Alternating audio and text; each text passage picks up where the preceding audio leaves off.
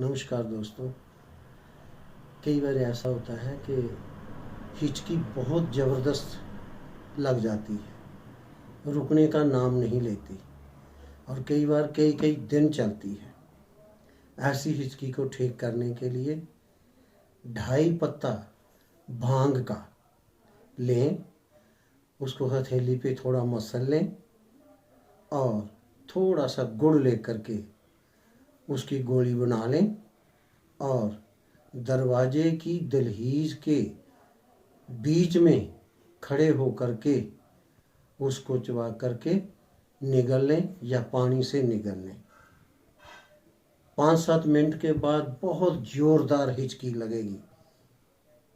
फिर थोड़ी देर वो ज़ोरदार लगेगी, उसके बाद फिर हमेशा के लिए वह हिचकी ख़त्म हो जाएगी।